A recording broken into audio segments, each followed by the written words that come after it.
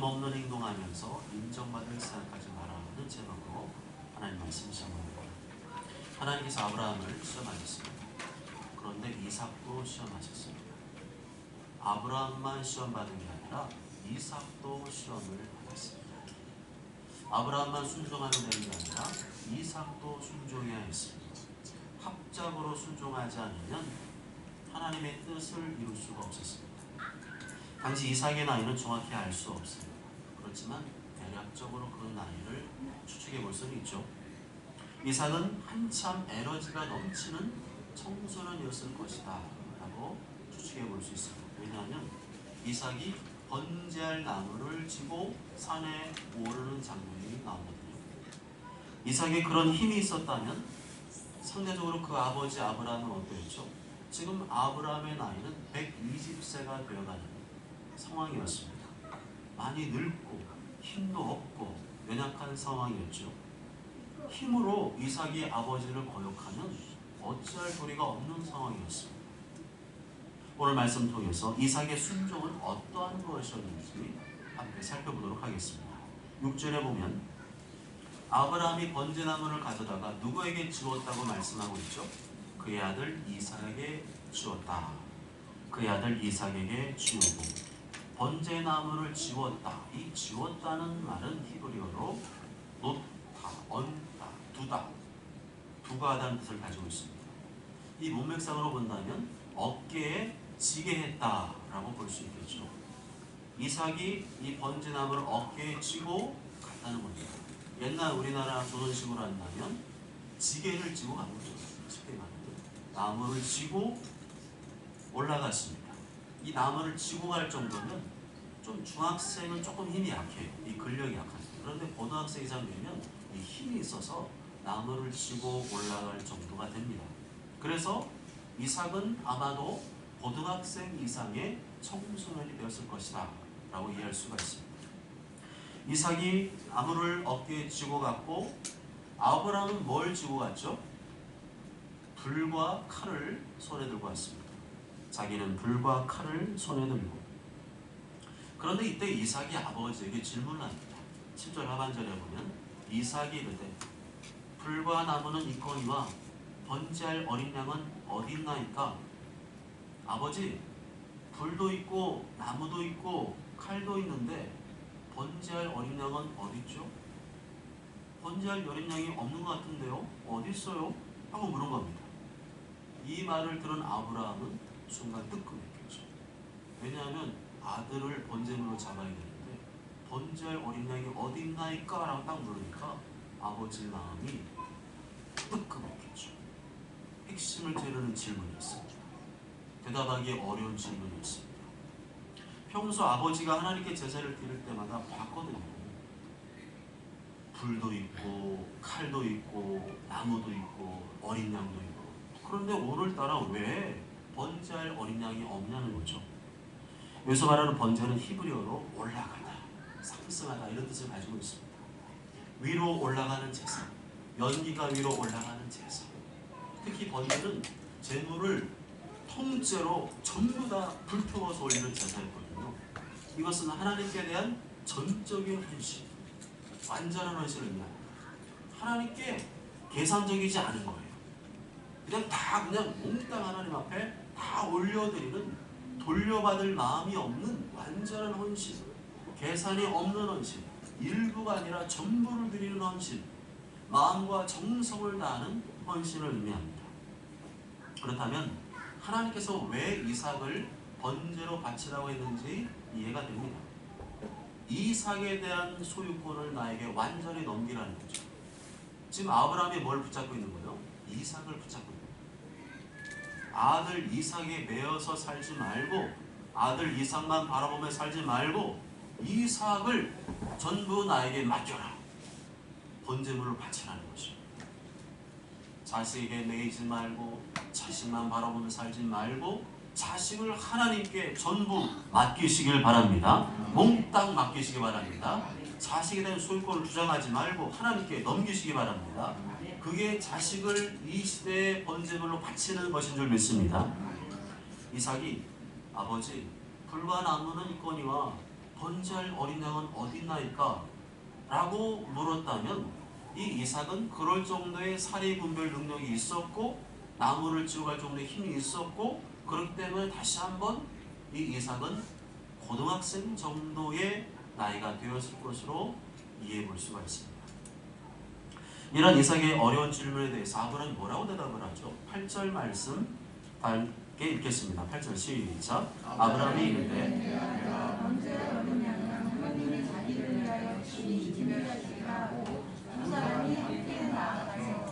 내 아들아 번제할 어린 양은 하나님이 자기를 위하여 준비하시리라.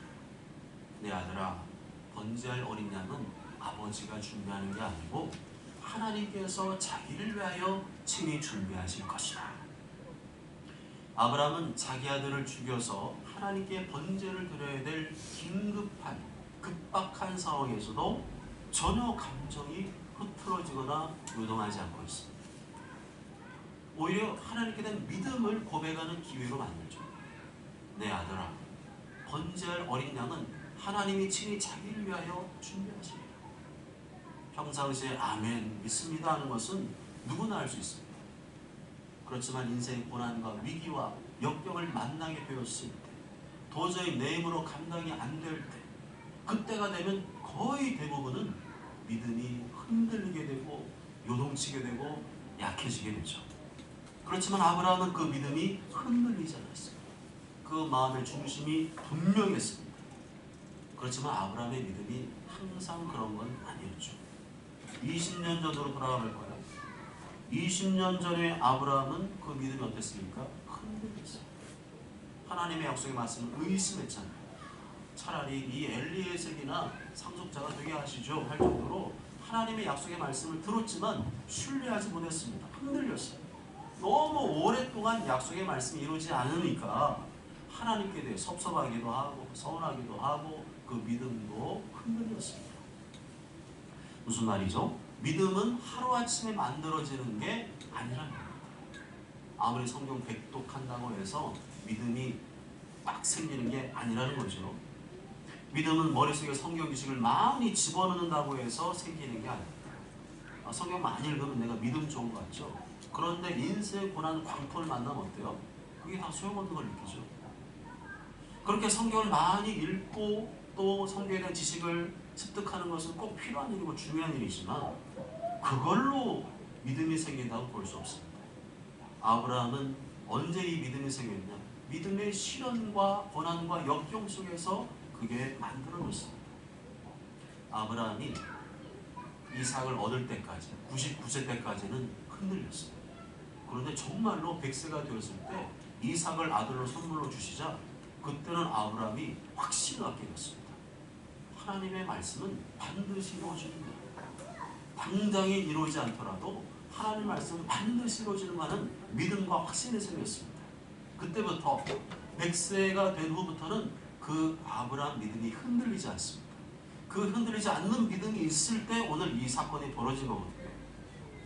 심지어 사랑하는 외동아들 100세에 넣은 너무 귀엽고 사랑스러운 아들 이삭을 잡아 죽여야 되는 절체절명의 위기의 순간에도 그 믿음이 약해지지 않았습니다. 이렇게 믿음은 저절로 생기는 것이 아니고 인생의 시련과 고난과 역경을 통해서 만들어집니다. 어려움과 고난 없이 견고한 믿음, 확실한 믿음은 생길 수가 없습니다. 이러한 인생의 고난과 시련은 우리가 원하지 않는 것이지만 반드시 있어야 됩니다.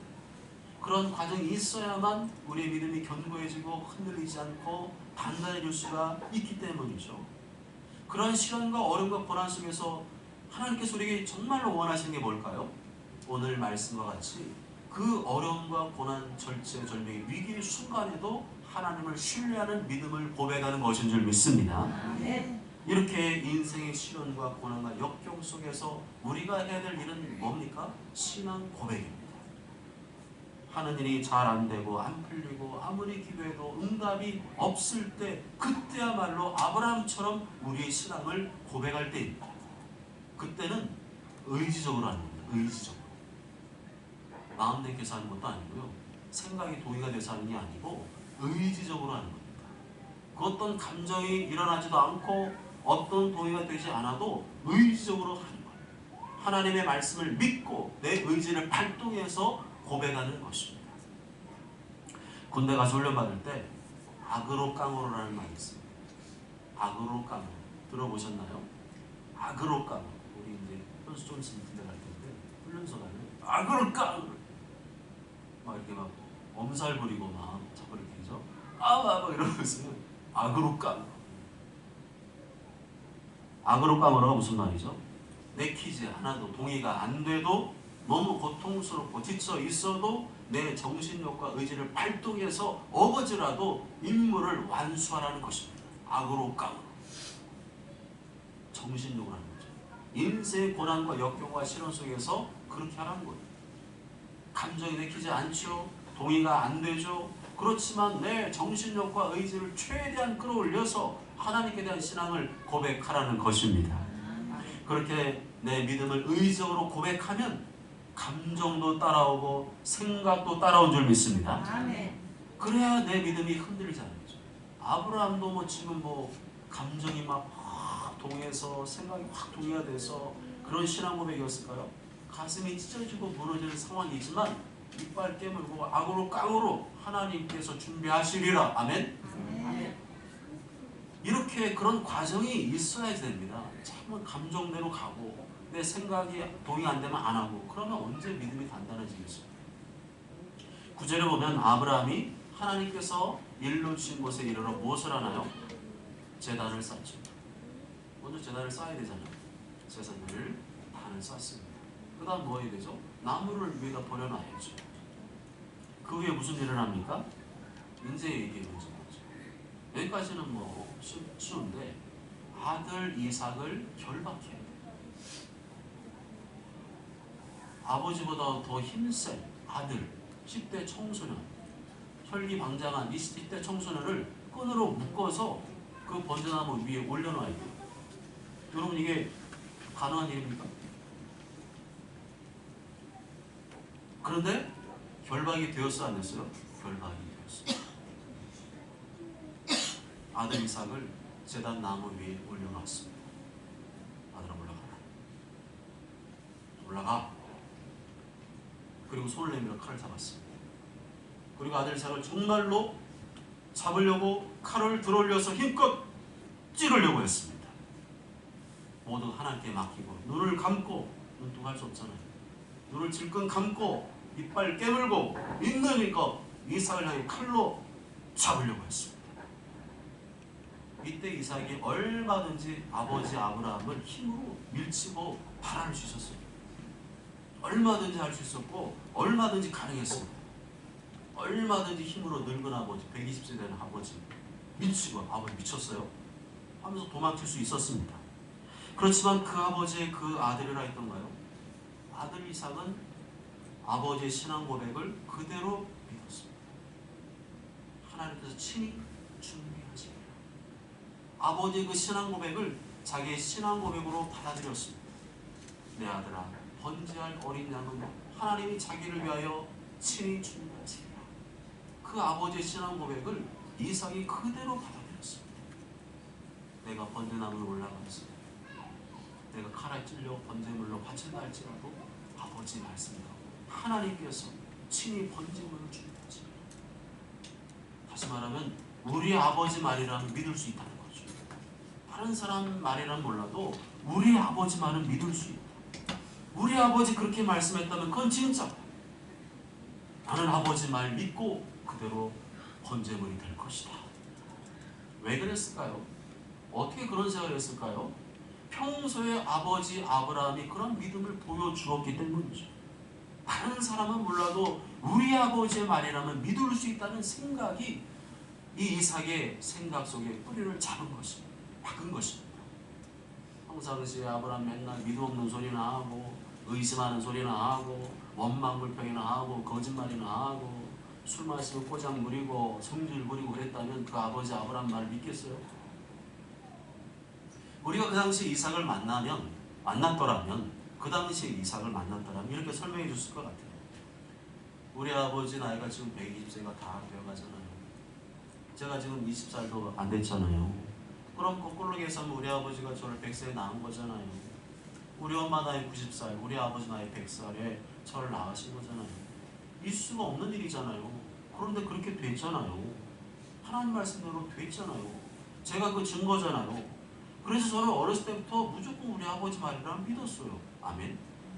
이삭은 어렸을 때부터 이삭아, 아버지가 100살에 너를 낳았다. 엄마가 90살에 너를 낳았다.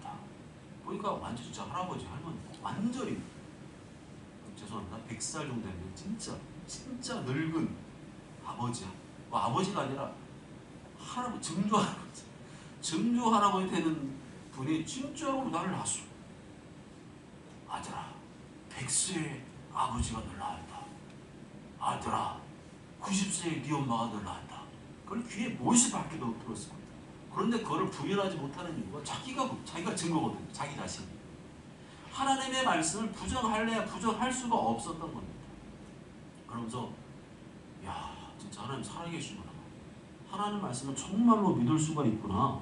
하나님 말씀은 아버지 말대로라면 25년 동안 안 이루어졌지만, 당장은 아니지만 반드시 이루어지는구나 하는 그 믿음의 생각이 어렸을 때부터 이 이삭의 생각 속에 각인이 되었을 겁니다.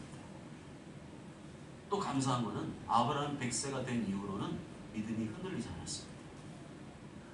그러니까 이삭은 어렸을 때부터 아버지의 흔들린 믿음을 본 게 아니고 100세 이후의 믿음, 흔들리지 않는 믿음, 견고한 믿음, 단단한 믿음을 보고 자라났습니다. 그렇기 때문에 어렸을 때부터 아들 이삭이 본 아버지의 믿음은 확실한 거였습니다. 그러니까 자연스럽게 다른 사람은 몰라도 우리 아버지의 말을 믿을 수 있어. 우리 아버지 말이라면 틀림없어. 이런 믿음이 있었기 때문에 자기 스스로 번제물 위로 올라온 거죠. 이렇게 신앙 전수는 말로 되는 게 아닙니다. 큐티도 하시고 가정예배 드리시고 하나 바이블도 해야 되죠. 그렇지만 그것만으로 되느냐? 그건 아닙니다. 부모의 삶을 보면서 믿음이 생겨야 돼요. 부모의 순종을 보면서 믿음이 생겨야 됩니다. 그래야 부모의 믿음이 자녀에게 전수가 될 수 있고, 그래야 사람들이 아이고 쟤는 그 아버지의 그 아들이네, 그 아버지의 그 딸이네, 이런 소리가 나오는 거죠. 그래서 우리 자녀의 믿음이 시원찮다, 별로다, 약하다 그러면 누가 회개해야 돼요? 부모가 회개해야 돼요. 내가 그렇게밖에 못 살아서 그렇구나. 내가 내뱉은 말들이 불신앙적이어서 그렇구나. 내가 보여준 모습이 불순종적이어서 그렇구나. 그렇게 생각하셔야 돼요. 특히나 어려울 때, 힘들 때 도저히 인간의 힘으로 감당이 안 된다고 생각되는 그럴 때일수록 자녀들에게 믿음을 보여주셔야 됩니다. 누가 봐도 이럴 때는 믿음의 말이 안 나올 것 같은데 우리 부모님 입에서 믿음의 말이 나오고 믿음의 행동이 나오고, 할렐루야. 그렇게 일부러라도 해야 됩니다. 일부러라도. 그럴 때일수록 우리 자녀들은 부모님의 말과 행동을 예의주시하고 있습니다. 긴장된 분위기, 뭔가 진짜. 그럴 때 우리 부모님의 입에서 어떤 말이 나오나 어떤 행동이 나오나 유심히 지켜보고 있습니다. 그런데 그때 하나님께 대한 믿음을 고백하고 믿음과 순종의 발걸음을 내디디며 걸어가는 모습을 보면서 애들은 믿음을 전수받게 되는 거죠. 그러면 자녀들도 이삭처럼 커서 인생의 고난과 시험과 역경이 왔을 때 똑같이 부모님이 그랬듯이 그런 믿음의 말을 하고 믿음의 행동을 하게 될 줄 믿습니다. 어떻습니까? 이삭의 순종이 없었더라면 아브라함의 순종이 가능했을까요? 절대로 불가능했습니다. 모리아산의 순종은 아버지와 아들의 순종의 합작품이었습니다. 그 아버지의 그 아들이었기 때문에 이 일이 가능했습니다. 11절에 보면 아브라함 이삭을 잡으려고 칼을 힘껏 들었습니다. 딱 감고 하나님 말씀을 순종해야 되잖아요. 내 뜻은 죽이지 않는 것이 하나님 뜻은 잡아 죽이라는 거니까 하나님 말씀대로 하기가 너무 어려워. 그러니까 칼을 들고 있는 있고 눈 꽉 감고 이빨 딱 깨물고 칼을 내리치려고 했습니다. 하나님께 다 막힙니다. 그때 여호와의 사자의 목소리가 들리죠. 아브라함, 아브라함, 아브라함, 아브라함. 얼마나 긴박하고 다급했는지 2번 연속 그 이름을 부릅니다. 아브라함아, 아브라함아, 아브라함아, 아브라함아, 우리가 우리가. 12절 말씀에 나오는 하나님의 사자가 그 다음에 한 말을 정리해볼까요? 첫째는 그 아이에게 네 손을 대지 말라. 둘째는 그에게 아무 일도 하지 말라. 셋째는 네가 네 아들 내 독자도 아끼지 않았다. 넷째는 내가 이제야 네가 하나님을 경외하는 줄을 아노라. 아브라함 믿음의 사람, 순종의 사람이었잖아요. 그런데 하나님의 사자가 뭐라고 그랬어요? 내가 이제야 네가 하나님을 경외하는 줄을 아노라 말씀했어요. 내가 이제야 네가 하나님을 경외하는 줄 알겠다. 이 표현을 보면 하나님의 사자가 말했는데 사실은 하나님이 말한 거예요. 이거 어떻게 이해됩니까? 하나님의 사자라 그랬는데 내가 이제 네가 하나님의 사자인데 하나님이요. 이 여기 말하는 하나님 사자는 누구를 말하는 것일까요? 구약의 일성으로 나타나신 예수님을 말하는 것이. 그거 외에는 해석이 안 돼요. 내가 이제야 네가 하나님을 경외한 줄 알아라. 무슨 말이죠? 예수님이 아브라함을 시험하셨고, 아멘. 예수님이 아브라함을 시험하셨고 순종할 아들을 삼으려는 순간 아들을 멈추게 합니다. 예수님은 그냥 성경의 육된 분이 아니라 실제 우리 인간의 삶 속에 개입하셔서 멈추게도 하시고 개입하시는 분이 말씀이죠. 예수는 멀리 계시지 않습니다. 아주 가까이 계십니다. 내가 하나님의 말씀에 명령에 순종하려고 할 때 내 삶에 직접 개입하시고 간섭하시는 분이심을 믿으시길 바랍니다. 그렇기 때문에 이러한 아브라함과 같이 인생의 고난과 역경의 순간에 예수님을 가까이 하셔야 됩니다. 예수님을 의지하시고 예수님을 부르며 기도하셔야 됩니다. 힘들고 어려워도 아브라함처럼 순종하셔야 돼요. 그럴 때 어떻게 하신 거예요? 내 인생의 고난과 역경을 멈추게 하신 줄 믿습니다. 아브라함, 아브라함. 그 말하는 거예요. 12절 말씀에서 가장 인상적인 대목은 내가 이제야 네가 하나님을 경외한 줄 아노랍니다. 특히 우리는 이제야라는 표현을 주목해야 되죠. 이제야. 이제는 그냥 네가 그냥 그랬다는 거야. 너 그냥 별로였어. 인정해주기 어려웠어. 그 전까지는 네가 좀 별로였던 거 아니야? 너는 나를 경외하는 게 좀 부족했어. 조금만 어려움 생기고 응답 더디면 금세 너는 쉽게 원망 불평했지.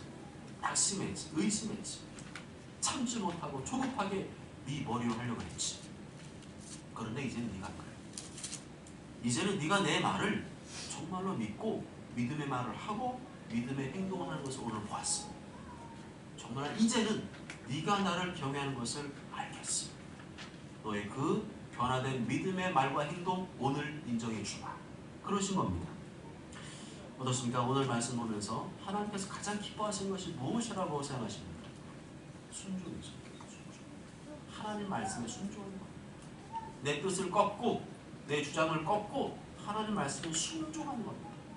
그렇게 특히나 어려운 거 요구하실 때, 힘든 거 요구하실 때, 정말 내 힘으로 감당할 수 없는 정말 아들을 잡아 죽이는 말도 안 되는 그런 일들을 나에게 요구하실 때 그때 순종하면 그때 하나님 어떻게 하시는 거죠? 그거를 하나님을 경외하는 믿음으로 인정하신다는 겁니다. 그러나 우리는 행동커녕 말 하나도 제대로 순종하지 못하는 죄인들이 아닙니까? 조금만 어렵고 힘든 일이 생기면 그 입에서 금세 안 좋은 말이 나오지 않습니까? 하나님께 대해서 원망하고 불평하고 의심하고 섭섭하고 서운해하는 그런 존재들이 아닙니까? 하나님이 인정, 하나님이 왜 그런 어떻게 나한테 이럴 수 있냐? 내가 뭐 봉사도 하고 헌금도 하고 뭐 나름대로 헌신했는데 어떻게 나는 이럴 수 있냐고 따지지 않습니까? 그러고 하나님께 인정받기를 원하십니까? 아니죠. 하나님께서는 우리가 하나님을 신뢰하길 원하십니다. 어려도 힘들어도 하나님 말씀에 순종하고 행동하는 것을 보기를 원하십니다. 쉬운 거 순종하는 거나 누구나 다 할 수 있는 거예요. 그거 하시. 자꾸만 쉬운 걸로 내가 했다 순종했다고 생각하지 마시고요. 어려운 거, 내가 하기 싫은 거, 내가 하기 부담스러운 거, 정말 십자가 져야 되는 거, 고통스러운 거, 하나님 뜻을 이루는데 그렇게 순종했을 때 하나님 뭐라고 말씀하시면 내가 이제야 네가 하나님을 경외하는 줄을 아노라. 아멘. 아멘. 그래야 이게 맞는 거잖아요. 뭐 조금 해놓고 내가 이제야 네가, 이거 안 맞잖아요. 뭔가 좀 막 정말 하나님 보실 때 야, 저 김방수 참 그거 어려운 건데 그걸 하네. 그래야 그때서 내가 이제야 네가 하나님 경외할 줄 아노라 이렇게 말씀하시죠. 우리 오늘 말씀에 나오는 아브라함과 이삭을 보면서 내가 얼마나 부족한 죄인인지 깨닫게 됩니다. 내가 얼마나 연약한 죄인인지, 얼마나 자격 미달의 죄인인지를 깨닫게 됩니다. 그런데 그게 하나님의 은혜인 거 아십니까? 하나님 말씀을 통해서 나를 들여다볼 수 있다는 것, 오늘 설교 말씀 들으시면서 나를 들여다볼 수 있다는 것, 내가 뭔지를 깨닫게 되고 내가 뭘 고쳐야 되는지를 알게 됐다는 것, 그리고 내가 아브라함처럼 이삭처럼 순종하겠다는 결심이 생기는 것, 그게 또 다른 하나님의 은혜인 줄 믿습니다. 아멘. 13절에 나오는 여호와의 사자의 말을 이제 들은 아브라함이 어떤 행동을 하는지 정리해 보겠습니다. 첫째는 눈을 들어 살펴봅니다. 둘째는 한 순양이 수풀에 걸려있는 것을 봅니다. 셋째는 그 순양을 가져다가 아들을 대신해서 번제를 드립니다. 이 수풀에 걸려있는 순양을 보고 누가 제일 놀랐을까요? 아들 이삭이 더 놀랐어요. 아버지 아브라함도 놀랐겠지만 아들 이삭은 더 놀랐을 거예요. 왜냐하면 진짜로 아버지 말대로 됐거든요. 와, 정말이네. 역시 우리 아버지 말은 믿을만 해. 우리 아버지의 믿는 하나님은 진짜야. 정말 믿을 수 있어. 이삭의 믿음이 더 커졌을 겁니다. 이렇게 부모가 보여주는 말과 행동, 믿음의 말과 행동이 얼마나 중요한지를 알 수가 있습니다. 14절에 보면 그 이후에 아브라함이 그 땅 이름 뭐라고 부르죠? 뭐라고 부르죠? 여호와 이레. 여호와 이레. 뭐 이레 부동산, 이레 화물 뭐 이런 거 있잖아요. 그 이레가 여기 나옵니다. 여호와의 산에서 준비되기를. 아브라함이 그 땅 이름을 여호와 이레라 하였으므로 오늘날까지 사람들이 이르기를 여호와의 산에서 준비되리라 하더라. 그런데 우리가 꼭 기억해야 될 것은 여호와 이레라는 말이 그냥 나온 게 아니라는 거죠. 여호와 이레라는 이 고백이 나오기까지 어떤 과정이 있었는지를 여러분이 기억하셔야 됩니다. 얼마나 어렵고 힘든 과정이었는지, 얼마나 자기를 죽이는 과정이었는지를 기억하셔야 됩니다. 아브라함 입장에서 하나밖에 없는 아들을 번제물로 바치라. 이건 너무나 큰 시험이었죠. 근데 그 시험을 통과했더니 여호와 이레, 내가 생각하지 못한 하나님의 준비하신 예배하심을 보게 된 줄 믿습니다. 그래서 우리도 여호와 이레 하나님 경험하고 싶으시잖아요.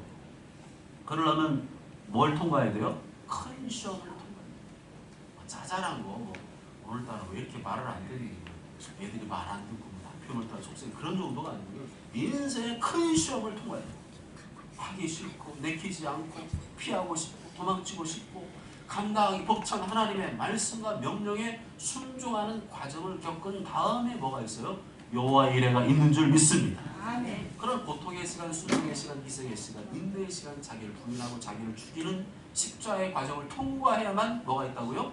여호와 이레가 있습니다. 16절부터 18절까지 나오는 여호와의 사자가 전한 두 번째 말씀 정리해 보겠습니다. 첫째는 내가 나를 가리켜 맹세한다. 둘째는 네가 이같이 행하여 네 아들 독자도 아끼지 않는다. 셋째는 내가 네게 큰 복을 주겠다.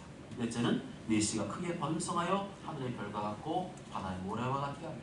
다섯째는 네 씨가 대적의 손문을 차지하리라. 여섯째는 네 씨로 말미암아 천하 만민이 복을 받으리라. 일곱째는 이는 네가 나의 말을 준행하였음이니라. 최종 결론은 뭐죠? 이는 네가 나의 말을 준행하였음이라. 네가 내 말에 순종했기 때문에, 준행했기 때문에 이러한 복을 너에게 주겠다. 너는 복을 받는 게 복 주시옵소서, 복 주시옵소서, 해결해 주시옵소서 그런다고 되는 문제가 아니라는 겁니다. 큰 시험, 어려운 시험, 하나님의 말씀의 뜻을 이루기 위해서 나를 던지는, 나를 희생하고 나를 헌신하고 나를 죽이고 부인하는 십자가를 통과한 다음에 여호와 이레 하나님의 복을 경험하게 된다는 것입니다. 뒤집어 말하면 네가 내 말대로 안 하면 복을 못 받는다는 거죠. 네가 내 말대로 어려워도 힘들어 순종을 해야 그걸 보고 인정해 주고 복을 주는 거지. 너 그렇게 쉽게 복 받으려고 생각하지 말아라. 그런 뜻입니다. 그래서 하나님의 복을 받는 비결이 뭐라는 거예요? 하나님 말씀에 순종하는 거예요. 아무리 어렵고 힘든 말씀이라 할지라도 그대로 순종할 때 당장은 아니더라도 반드시 복을 줄 줄 믿습니다. 아멘. 그러니까 뺀질거리지 말라는 거예요. 뺀질거리지 말아라. 쉬운 것만 골라서 하지 말아라. 힘든 거는 빼고 하지 말아라. 어려운 것에 순종해라. 아멘. 아멘. 하나님 다 보시는 거예요. 쉬운 것만 골라서 하면서 무슨 뭐 시험 통과 아니잖아요. 어려운 거를 짊어지고 감당해야 그래 하나님 볼 때 하나님 볼 때는 합격하는 거지. 쉬운 것만 골라서 하고 하기 싫은 거 안 하고 맨날 그러 뺀들뺀들 거리는데 어떻게 하나님 그 믿음 인정하십니까? 부담스러운 것을 해야 복을 주신다. 십자가를 져야 복을 주신다. 사랑하는 여러분, 순종과 행함이 없이는 하나님께 인정받을 수 없습니다. 우리의 믿음과 행함이 일치하지 않으면 하나님께 인정받을 수 없습니다. 그냥 말만 아멘 하고 실제로 안 하면 하나님께 인정받을 수 없습니다. 내가 이제야 네가 하나님을 경외하는 줄 아노라. 이는 네가 나의 말을 준행하였습니다. 순종했고 실제로 순종했고 실제로 행동했고 실제로 하나님 말씀대로 했기 때문에 내가 인정해 준다는 거죠. 오늘 이 말씀 보면서 하나님께서 내 믿음을 얼마나 인정하실까 점검해 봐야 됩니다. 내가 목사고 장로고 권사고 사모고 집사고 그런 거 소용없다는 거죠. 내가 뭐 대신앙이고 얼마나 오래 교회 다녔고 뭐 그런 거 외적이고 소용없다는 겁니다. 오늘 처음 예수님 믿게 된 사람이라 할지라도 하나님의 말씀대로 순종하면 그 사람 인정해 준다는 거죠. 초신자라도 하나님 말씀대로 하면 정말 어렵고 힘든 건데 하면 그 사람을 믿음의 사람으로 인정해 주시고 그 사람에게 복을 주시는 것입니다. 그래서 저는 늘 겸손해야 됩니다. 실제로 내 삶에서 아브라함과 같은 믿음의 말과 행동이 나와야 그렇게 나와야 믿음과 행함의 순종 열매가 맺혀야 그때 그게 진짜 믿음이지 그냥 교회만 왔다 갔다 그거 아니라는 겁니다. 순종이 없는 믿음, 행함이 없는 믿음, 희생헌신이 없는 믿음, 자기 부인하지 않는 믿음, 자기를 죽이지 않는 믿음, 십자가 없는 믿음 가짜라는 거죠. 가짜 믿음을 어떻게 천국 들어가냐 그렇게 말씀하는 거죠. 믿음은 지식이 아니라 순종이고 행함임을 계속 강조합니다. 행함과 순종의 열매 없이 실제로 그렇게 안 하면서 하나님 인정받을 수 없습니다.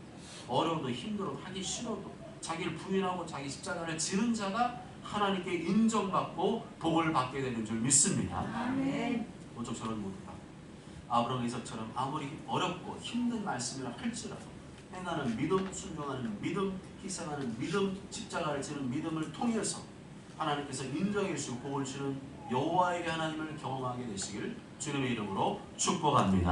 아멘.